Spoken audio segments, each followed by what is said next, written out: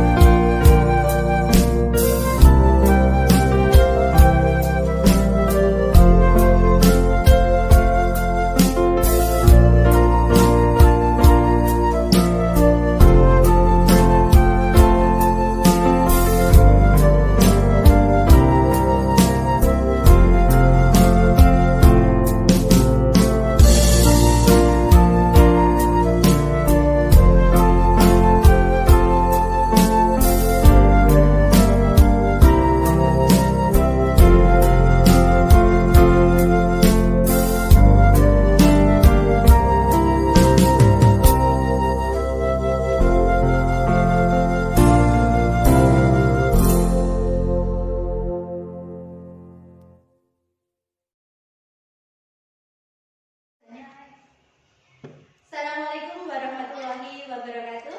Waalaikumsalam warahmatullahi wabarakatuh. Alhamdulillahirobbilalamin, pada pagi hari ini kita bisa berkumpul di sini dalam keadaan sehat.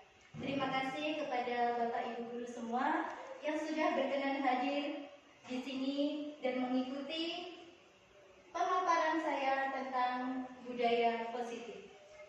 Nah, di sini saya adalah CGP angkatan 7. Sebelum kita mulai pada materi, mari semuanya berdiri dulu, kita tes briefing. Berdiri semua ya. Maju ke depan, maju ke depan, sambil tersenyum.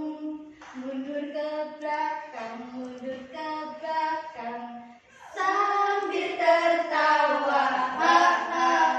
Digulung-gulung, digulung-gulung, bertepuk tangan, melompat-lompat, melompat-lompat, sambil teriak hore. Tolong lagi biar lebih semangat ya. Maju ke depan, maju ke depan, sambil tersenyum.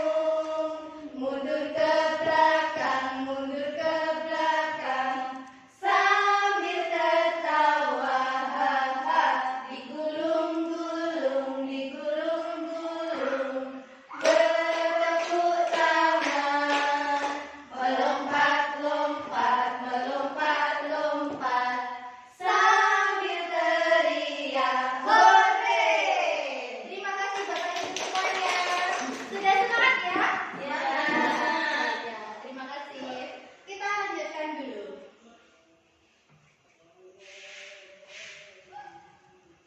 Nah, di sini ada pernyataan. Mohon Bapak Ibu guru nanti menjawab dari pertanyaan pernyataan ini, setuju atau tidak setuju. Hukuman dapat mendisiplinkan anak. Setuju atau tidak setuju? Tidak. Tidak setuju. Alasannya apa Ibu Eni? Kalau tidak setuju? Karena anak itu hanya merasa takut kena hukuman. Iya, betul sekali. Yang kedua, pemberian hukuman dengan hal positif seperti membaca atau membersihkan halaman sekolah dapat meningkatkan disiplin anak. Bagaimana menurut Bapak Ibu? Setuju atau tidak? Dapat meningkatkan disiplin anak. Setuju. Setuju kan? Setuju. Oh, setuju. Ya. Alasannya kenapa Bu? Kok bisa setuju? Karena bisa meningkatkan pembiasaan anak sehingga bisa berdisiplin. Hukuman yang positif. Ya, Hukuman yang positif. Oke, bisa diterima. Selanjutnya yang ketiga, memberi penghargaan dapat meningkatkan motivasi belajar siswa. Setuju atau tidak setuju? Setuju. Setuju. Iya, benar. Benarkah setuju? Ada setuju, ada positif, ada negatifnya. Iya. Dari segi positifnya apa mungkin? Anak yang Dapat motivasi. Iya, Iya. Terus segi negatifnya? Kalau Jika tidak melakukan dia akan Belajar keturunan. Kalau nanti aku mau jadi juara, nanti kalau dapat juara aku dapat hadiah. Seperti itu kan ya? Iya. Bisa lanjut.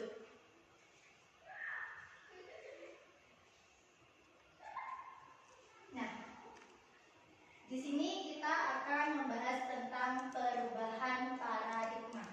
Kita bermain ya Bapak Ibu. Kita sobek kertas. Salah satu saja, cari pasangan, salah satu sobek kertasnya. Nah, kalau sudah, coba digenggam yang erat. Untuk Bu Heni bisa sama dengan Bu Titik ya. Ya. Terus Bu Wim bisa dengan Bu Wahyu.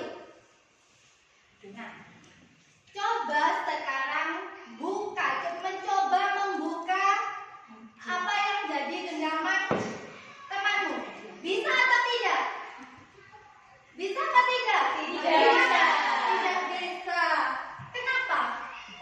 buat Digenggam sama keras.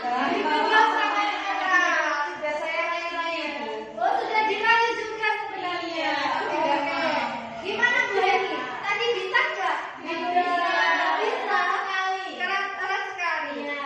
Sepertinya Bu Titi memang mempertahankan sekali apa yang ada di genggamannya. Nah, dari sini apa yang terjadi?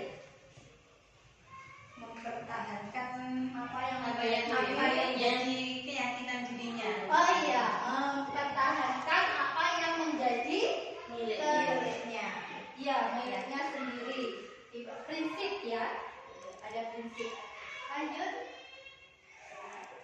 Nah, di sini perubahan paradigma, teori kontrol atau teori pilihan atau ilustrasi kontrol. Di sini ilusi guru mengontrol siswa. Ilusi, apakah itu ilusi?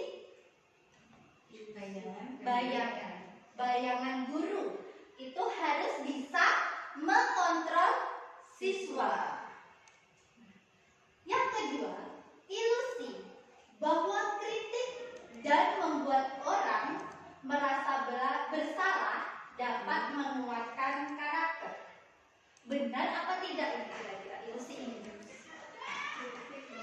Bayangan bahwa kritik dan membuat orang merasa bersalah dapat menguatkan karakter. Salah. Yang selanjutnya, ilusi bahwa semua penguatan positif, efektif, dan bermanfaat. Bayangan kita untuk semua penguatan positif. Penguatan positif itu berarti arahnya ke hal-hal yang baik. Itu bisa efektif dan bermanfaat. Benar ya?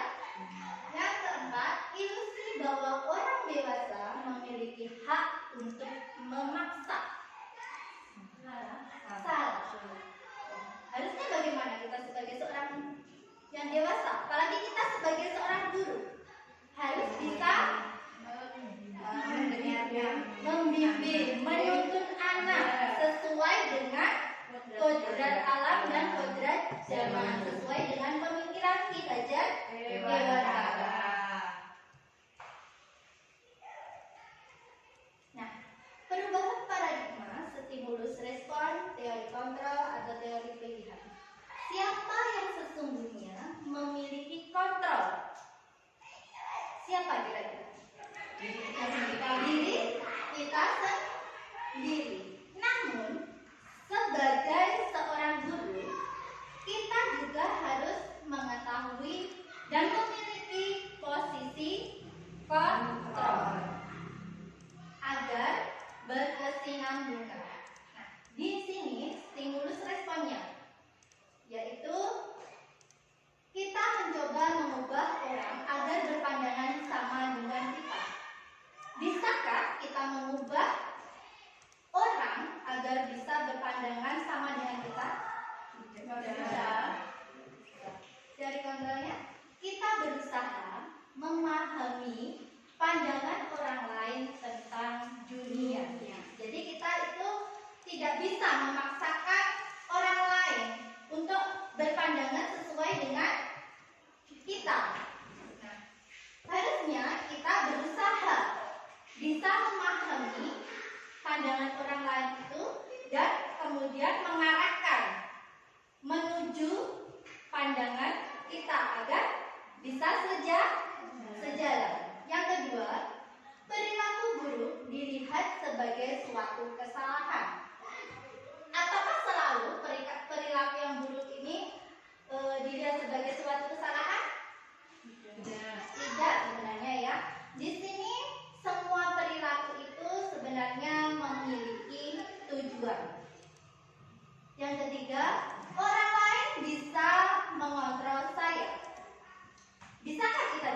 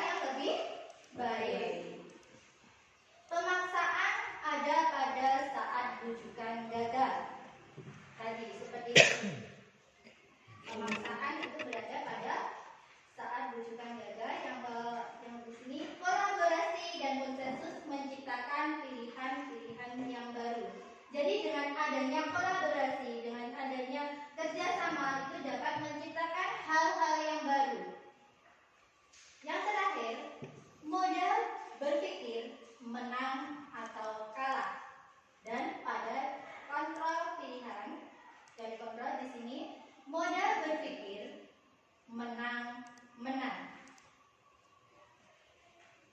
Kita lanjutkan ya. Sekarang kita lanjut pada budaya positif. Apa sebenarnya budaya positif itu? Kebiasaan yang baik. Ya, kebiasaan yang baik, pembiasaan yang baik. Terus keyakinan-keyakinan, nilai-nilai yang biasanya dilakukan di sekolah kita secara kontinu atau rutin. Yang mana pembelajarannya ini bisa berpihak pada murid agar siswa juga dapat berkembang menjadi pribadi yang kritis, penuh hormat, dan bertanggung jawab. Kira-kira di sekolah Bapak Ibu sudah ada budaya positif? Sudah? Sudah. Ya. Nah, sekarang disiplin positif. Disiplin positif adalah proses pembelajaran di mana merupakan pendekatan mendidik anak untuk melakukan kontrol diri dan pembentukan kepercayaan diri. Di sini dibutuhkan sekali disiplin positif itu agar anak mempunyai karakter yang percaya diri, yang bertanggung jawab sesuai dengan profil pelajar Pancasila. Yang kedua, disiplin berbeda sama sekali dengan hukuman, meskipun disiplin sering diterapkan dengan menggunakan teknik hukuman.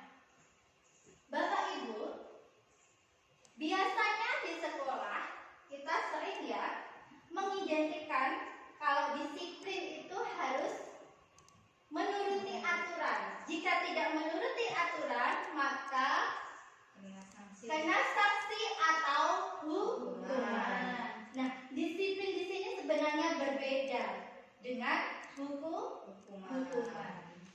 Penerapan disiplin positif. Bagaimana caranya? Caranya adalah dengan menanamkan disiplin positif ini pada anak mulai dari usia dini. Yang kedua, mendiskusikan semua kesepakatan atau keyakinan yang dibuat. Jadi di kelas kita membuat kesepakatan atau keyakinan bersama anak didik kita. Nah, kemudian di sini memberikan konsekuensi yang logis, tegas, namun bukan marah. Ini yang harus kita garis bawahi.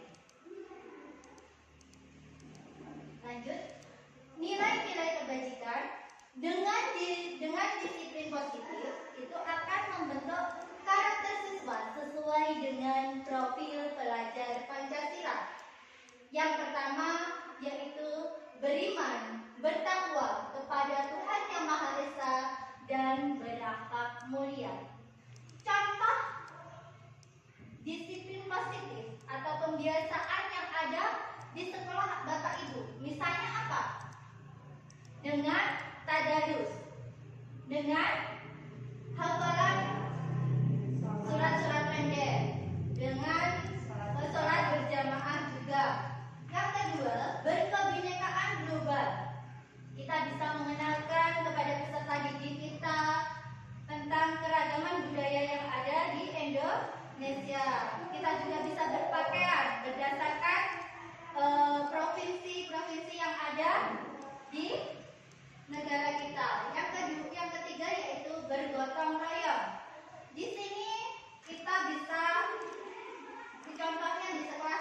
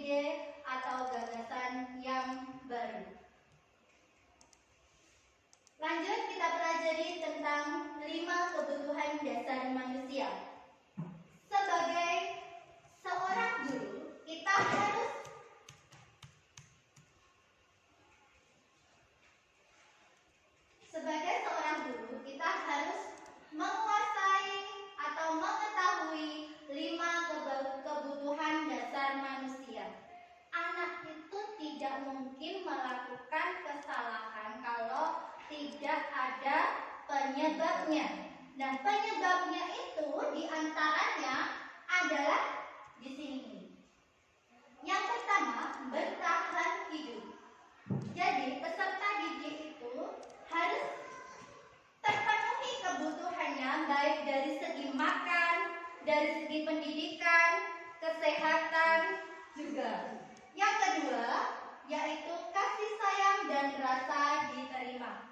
Nah, sebagai seorang guru, kita harus mempunyai rasa ini sehingga anak didik kita merasa diterima dan disayang. Begitu juga sebagai orang tua, kita harus punya rasa sayang dan rasa diterima ini sehingga anak didik kita merasa nyaman. Yang ketiga, kebebasan atau otonom. Jadi anak-anak ini yang biasanya cenderung ke tidak mau diam, biasanya di sini anaknya. Dia suka kebebasan, dia suka berekspresi. Nah, yang selanjutnya 4, kesenangan atau fun. Jadi anak itu harus ketika di sekolah dia harus mempunyai sikap atau memiliki kesenangan. Jadi ketika menerima pembelajaran dia akan enjoy.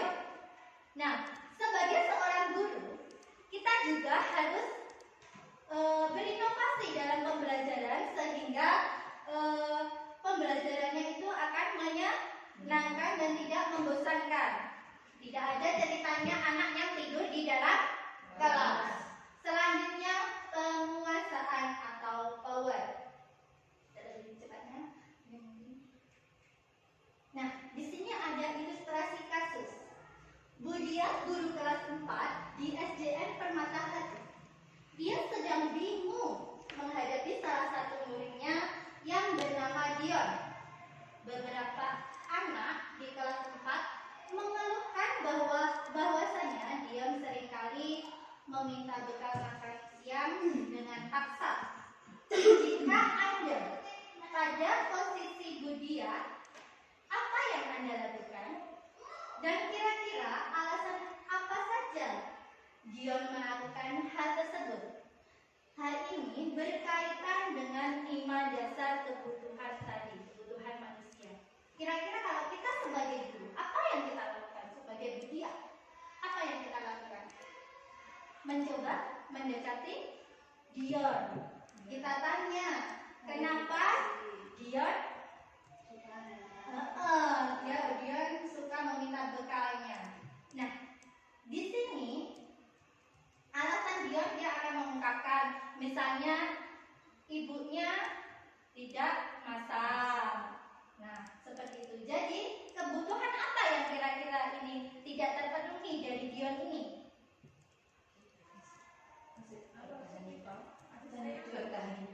Bertahan hidup dan juga kasih sayang. Nah, karena Dion ini tidak mendapatkan kasih sayang dari ibunya, mungkin ibunya terlalu sibuk, dia tidak membawakan bekal yang seharusnya sama seperti teman-temannya. Lanjut, sudah paham ya sampai di sini? Nanti materi yang akan saya share ke Bapak Ibu semua. Nah, lanjut kita mempelajari tentang 5 posisi kontrol guru. Yang pertama yaitu penghukum, yang kedua pembuat rasa bersalah, yang ketiga sebagai teman, yang keempat pemantau, dan yang kelima adalah manajer. Posisi kontrol penghukum. Apakah Bapak Ibu pernah melakukan ini? Sebagai seorang pada posisi kontrol penghukum? Pernah kan? Ya, tidak menampik, saya juga pernah. Yang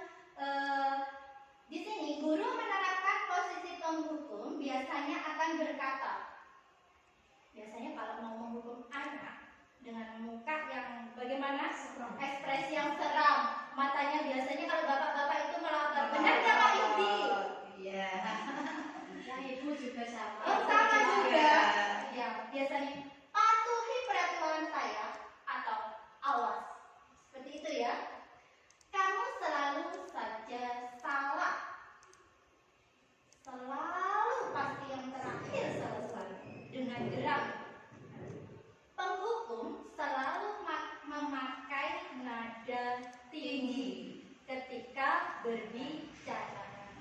Nah, dan juga tadi sudah saya katakan bahasa tubuh dengan melotot dan juga bisa menunjuk-nunjuk seperti ini. Kamu ini gimana ya? Kamu selalu sering saja seperti itu. Nggak ada rubah-rubahnya seperti itu. Nah, terlambat pasti terlambat lagi. Selalu datang terlambat. Kapan bisa datang tepat waktu? Biasanya seperti ini kata-kata yang dipakai oleh penghukum. Kita lanjutkan. Membuat rasa bersalah. Membuat rasa bersalah di sini biasanya dengan nada suara memelas. Kita mendekati anak, terus kita memelas, berusaha sedih begitu. Adik, kamu ini bagaimana ya? Kamu selalu berjanji pada ibu tidak akan bermalas-malasan lagi. Kamu kenapa ya selalu senang sekali mengecewakan ibu? Ibu benar-benar kecewa. Dengan kata-kata seperti inilah biasanya posisi kontrol pembuat rasa bersalah. Jadi seakan-akan kita mendekat ke anak, kemudian kita merasa agar anak itu merasa bersalah. Sebagai posisi kontrol teman, guru pada posisi ini tidak akan menyakiti murid, namun akan tetap berupaya mengontrol murid melalui pendekatan persuasif. Posisi teman pada guru bisa berdampak negatif dan juga berdampak positif. Dampak negatifnya, anak akan ketergantungan. Kalau dampak positifnya, anak semakin dekat dengan kita. Nah, biasanya di sini, ayolah, bantulah demi bapak ya. Biasanya seperti itu. Nah, seperti itu bisa dibaca sendiri ya. Kita lanjutkan. Pada posisi kontrol pemantau. Memantau berarti juga mengawasi. Pada saat ini, mengawasi kita juga bertanggung jawab akan perilaku orang yang kita awasi. Posisi pemantau berdasarkan pada peraturan-peraturan dan konsekuensi. Jadi, dengan menggunakan sanksi dan juga konsekuensi. Sebagai seorang yang menjalankan posisi pemantau, biasanya pertanyaan yang diajukan oleh seorang pemantau itu selalu bertanya, peraturannya apa? Apa yang telah kami lakukan? Terus, apa sanksi dan konsekuensinya itu apa? Bagaimana cara memperbaikinya? Biasanya selalu seperti itu. Posisi kontrol yang terakhir yaitu manajer. Manajer adalah posisi di mana guru berbuat sesuatu bersama dengan murid. Di sini mempersilahkan murid untuk mempertanggungjawabkan perilakunya dan mendukung murid agar dapat menemukan solusi atas permasalahannya sendiri. Nah, di sini biasanya seorang guru itu mengacu kepada restitusi yang dapat menjadikan murid kita seorang manajer bisa manajer bagi dirinya sendiri. Di manajer, murid diajak untuk menganalisa apa yang diperlukan maupun kebutuhan orang lain.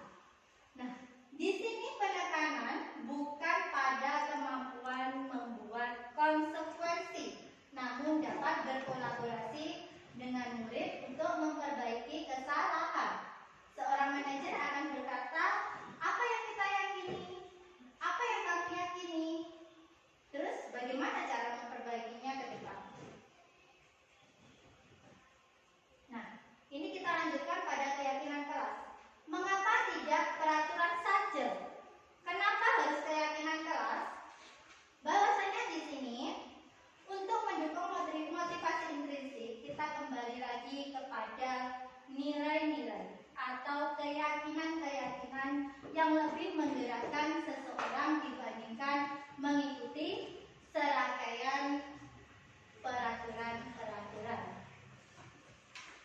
Cara membuat keyakinan kelas ini bisa dipraktekkan di kelas masing-masing ya Bapak Ibu. Yang pertama, siswa menuliskan keyakinan yang mereka inginkan. Siswa kita kasih lembaran dan mereka menuliskan apa keyakinan yang mereka inginkan. Yang kedua, guru dan siswa mengulas keyakinan yang telah tertulis. Yang ketiga, guru dan siswa memilah keyakinan kelas mana yang lebih penting dan disepakati. Mengubah keyakinan kelas menjadi kalimat yang positif. Dan yang kelima, mengecek dan menyepakati keyakinan kelas. Next. Ini saya kasih contoh satu saja ya. Peraturan. Kalau di sini selalu kembalikan buku ke tempatnya. Ini peraturan. Terus keyakinan kelasnya apa kira-kira? Kita butuh tanggung jawab. Jadi lebih enak kalau kita dengan kalimat ini, tanggung jawab. Peraturan misalnya, dilarang mengganggu orang lain.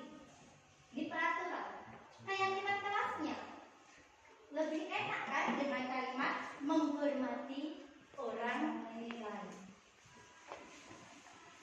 Next ya, nanti bisa dipelajari lagi yang contoh selanjutnya tadi. Sekarang kita ke segitiga restitusi. Apa sebenarnya segitiga restitusi itu? Apa restitusi itu? Restitusi adalah proses menciptakan kondisi bagi murid untuk memperbaiki kesalahan mereka, sehingga ketika mereka kembali ke kelompoknya sudah tercipta karakter yang lebih kuat dan lebih baik. Restitusi juga merupakan proses kolaboratif yang mengajarkan murid untuk mencari solusi apa yang mereka butuhkan dan apa yang orang lain butuhkan, bagaimana cara menyelesaikannya mereka sendiri dengan cara mereka sendiri. Nah, kita lanjutkan. Nah, di sini ada perbedaan hukuman, konsekuensi, dan restitusi. Hukuman adalah sesuatu yang menyakitkan ya, sesuatu yang menyakitkan. Sedangkan konsekuensi itu sesuatu yang harus terjadi. Dan yang restitusi merupakan suatu pilihan. Di sini ketika anak melakukan pelanggaran, mereka langsung dikasih hukuman. Ini akan menyakitkan, akan membekas di benak mereka. Sampai bisa-bisa sampai SMA nanti, aku pernah loh dihukum ibu itu kemarin seperti itu. Disuruh berdiri di depan kelas. Nah, itu sampai terngiang. Nah, selanjutnya konsekuensi, sesuatu yang harus terjadi. Apabila sudah melakukan kesalahan, di situ ada konsekuensinya. Nah, selanjutnya restitusi merupakan pilihan. Di sini ketika anak itu melakukan pelanggaran, dia akan menentukan pilihan. Bagaimana ini bisa keluar dari masalah ini dengan cara mereka sendiri. Kita sebagai seorang guru hanya menuntunnya. Yang kedua, tidak nyaman, jelas hukuman tidak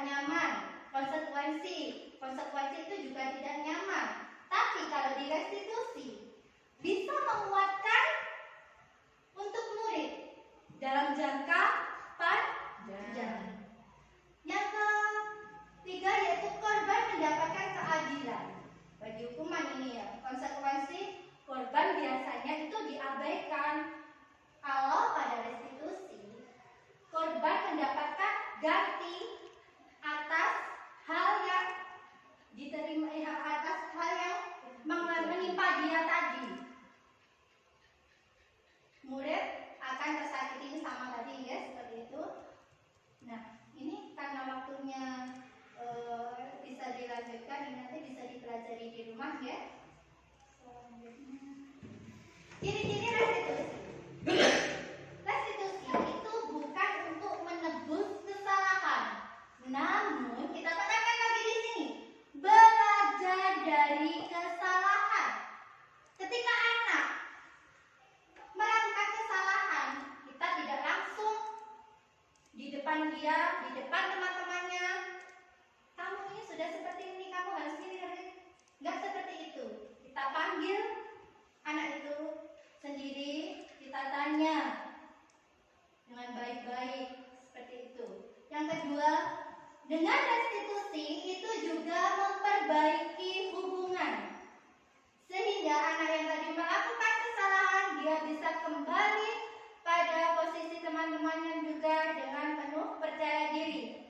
Dia tidak takut, tidak merasa minder. Selanjutnya, tawaran bukan paksaan.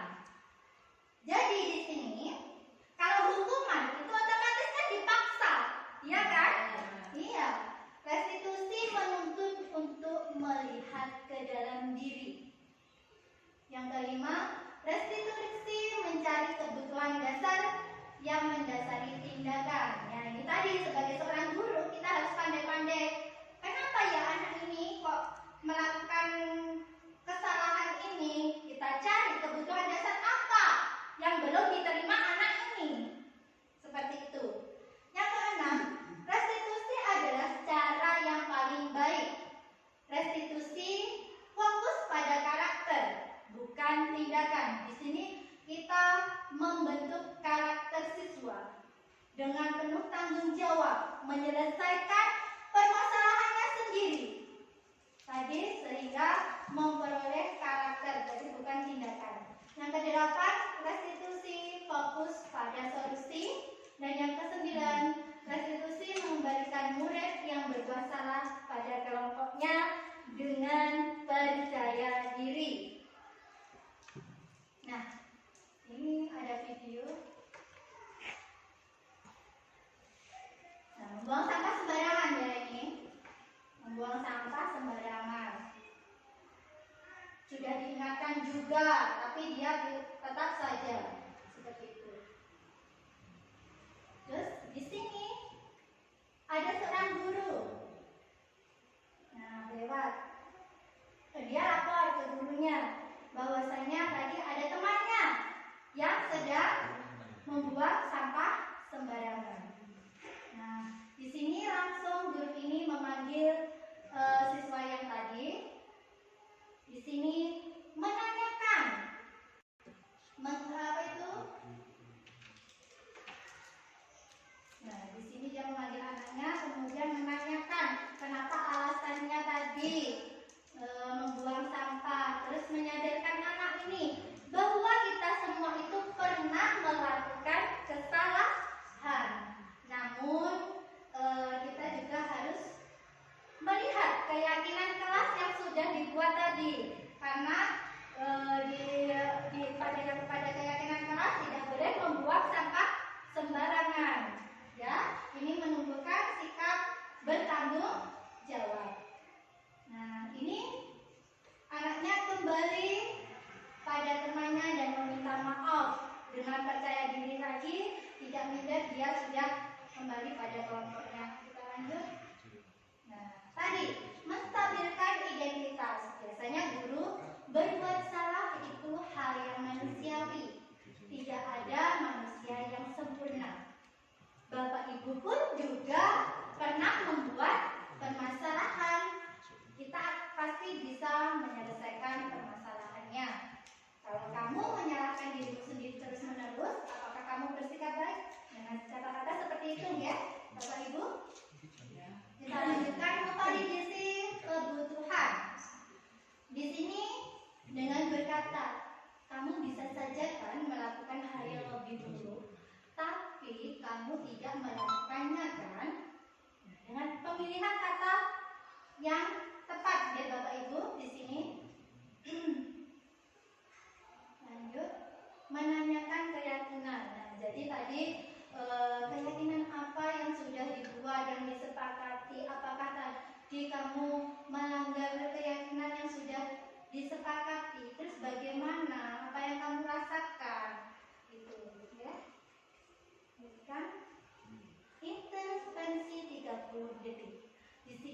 membantu murid kembali ke tujuan semula dengan cukup singkat dan dengan cara non-konfrontatif. Pertanyaan-pertanyaan bisa diajukan, biasanya dikemukakan oleh seorang pemantau atau manajer. Di sini bisa kita melakukan pertanyaan-pertanyaan ini. Apakah kamu ingin berbuat lebih baik? Apakah saat ini kamu sedang menjadi orang yang sedang kamu inginkan? Nah, kalimat-kalimat ini bisa kita tanyakan kepada siswa kita, sehingga kita membantu siswa kembali kepada tujuan semula dengan mengedepankan budaya positif. Refleksi. Nah, tadi dari seluruh rangkaian materi yang sudah saya berikan tadi, hal baru yang mengubah paradigma saya yang saya dapatkan kira-kira apa? Memahami posisi kontra guru. Selain itu, memahami segitiga restitusi, memahami juga kebutuhan dasar manusia. Yang selanjutnya, yang kedua, perasaan apa yang muncul selama mengikuti sesi ini, khususnya mengenai makna disiplin dan motivasi intrinsik. Kira-kira apa? Perasaan yang merasa senang. Iya. Yang ketiga yaitu peran Among, seperti apakah yang telah saya lakukan selama mengikuti modul ini. Nah, di sini kita bisa menuntun peserta didik untuk melaksanakan budaya positif secara kontinu. Yang keempat, saya akan menjadi Among yang seperti apakah setelah saya mengikuti modul ini? Ya, insya Allah kita akan menjadi Among yang diharapkan oleh peserta didik dengan dengan kita bisa mengetahui posisi kontra kita bisa mengetahui, kita bisa memposisikan diri kita sebagai seorang guru yang diharapkan, yang benar-benar diharapkan oleh peserta didik. Terima kasih, mungkin sampai di sini yang bisa saya sampaikan, dan apabila ada kurang lebihnya saya minta maaf. Semoga apa yang saya sampaikan bisa bermanfaat untuk Bapak Ibu semuanya dan bisa diterapkan di sekolah masing-masing, di kelas masing-masing. Terima kasih. Wassalamualaikum warahmatullahi wabarakatuh. Waalaikumsalam warahmatullahi wabarakatuh. Salam guru penggerak. Bergerak, tergerak. Bergerak dan menggerakkan. Terima kasih. Assalamualaikum warahmatullahi wabarakatuh. Saya Putri. Setelah penebaran budaya positif yang Bu Eka sampaikan, saya lebih memahami lagi tentang keyakinan kelas yang digunakan sebagai acuan bagi peserta didik untuk lebih memahami tanggung jawab. Selain itu, saya belajar hal baru tentang posisi kontrol guru dan segitiga restitusi yang digunakan untuk menyelesaikan permasalahan pada peserta didik. Terima kasih, semoga bermanfaat. Salam guru penggerak, tergerak, bergerak, dan menggerakkan. Wassalamualaikum warahmatullahi wabarakatuh.